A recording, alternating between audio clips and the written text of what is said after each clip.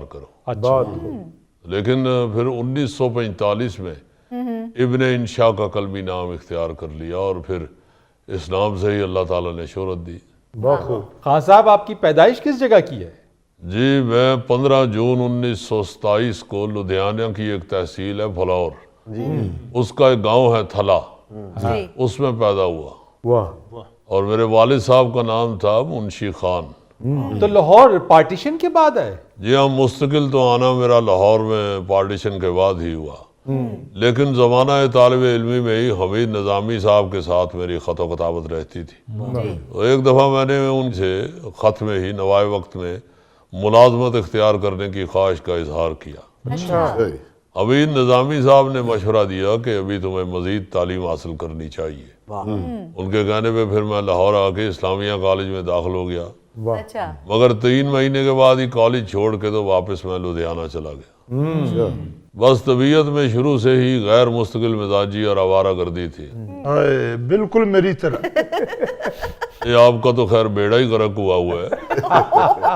میں ایسا نہیں تھا، میں نے بعد میں تعلیم بھی حاصل کی، ادیب فاضل اور منشی فاضل، اور پھر میں نے پرائیویٹ بی اے کا امتحان بھی پاس کر لیا. اور گریجویشن کے بعد مختلف نوکریاں بھی کرتا رہا. آخرکار پھر آل انڈیا ریڈیو میں خبروں کی انگریزی بلیٹن جو تھی اس کے اردو ترجمے والے سیکشن میں جا کے لگ گیا. واہ. پھر میرا خیال ہے کہ قیام پاکستان تک آپ آل انڈیا ریڈیو سے ہی منسلک رہے. جی ہاں، پھر جب پاکستان بنا تو اپنے اہل خانہ کے ساتھ ہجرت کر کے میں پاکستان آ گیا اور لاہور رہائش اختیار کی اور ریڈیو سے وابستہ ہو گیا. واہ. خان صاحب میں نے ریڈیو پاکستان کے باہر ریڈی سے نان چھولے بہت کھائے. ویسے آپ ڈش کی وضاحت نہ بھی کرتے تو چہرے سے نظر آ رہا ہے کہ آپ نے نان چھولے کھائے ہوئے. میں نے ویسے جا کے ریڈیو کراچی سے آغاز کیا تھا، اور ساتھ میں نے اپنی تعلیم مکمل کرنے کے لیے 1951 میں اردو کالج کراچی میں ایم اے اردو کی شام کی کلاسوں میں داخلہ لیا.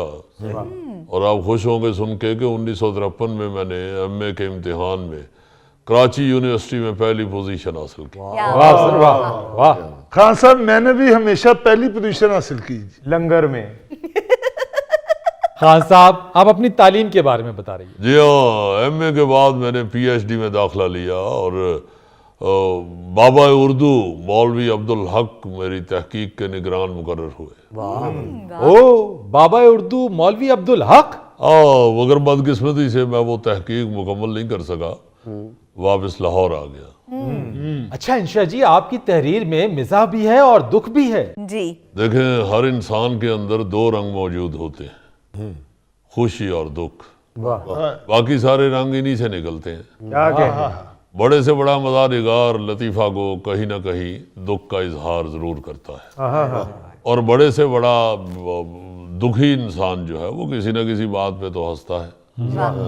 میں نے اپنی تحریر میں ان دونوں رنگوں کو استعمال کیا ہے. بہت خوب. شعر کہنے کے لیے میں نے دکھ کا رنگ چنا اور نثر کے لیے مزاح. جی خان صاحب آپ بالکل ٹھیک کہہ رہے ہیں، ہر انسان کے 2 رنگ ہوتے ہیں. اب میری طرف دیکھ لینا، اوپر سے میں چاکلیٹ براؤن ہوں اور اندر سے ریڈ بلیڈ ہوں. ادھر دیکھ لو، اندروں بھی پھکے تے باہروں بھی پھکے. تیری تو رنگین پینسلاں نہیں ڈبی دے رہا چھے. او بھائی ایک منٹ. خان صاحب آپ کی تحریروں میں جو شگفتگی ہے، جو چاشنی ہے، جو بے ساختگی ہے، وہ آج بھی اتنی ہی تر و تازہ ہے. دیکھیں، مزاح لکھتے ہوئے جو سب سے زیادہ ضروری چیز ہے وہ یہ ہے کہ کسی کی دل آزاری نہ ہو، کسی کے دکھ یا احساس کمتری کا مذاق نہ اڑایا جائے، کسی کو تضحیک کا نشانہ نہ بنایا جائے. میرے نزدیک مزاح تخیل کی تخلیق ہے، کرداروں کا مضحکہ نہیں. سن رہے ہو؟ تم لوگ تو سارا دن میری خوش لباسی اور خوش خوراکی پہ مذاق کرتے رہتے ہو. خوش خوراکی پہ تو مذاق ہوتا ہے، تم تو خود کش خوراکی کرتے ہو. اور گوگے کون سی خوش لباسی؟ کوئی رضائی پرانی ہو جاتی ہے تو بھابھی اس کے غلاف کی تمہیں قمیض سلوا دیتی ہے. یہ رضائی کے غلاف کی قمیض لگ رہی ہے تمہیں؟ فلم سٹار اکمل صاحب نے یہ روٹی فلم میں پہنی ہوئی ہے. ہاں صاحب دیکھ لے، فلم بھی اس نے روٹی والی یاد کی ہے.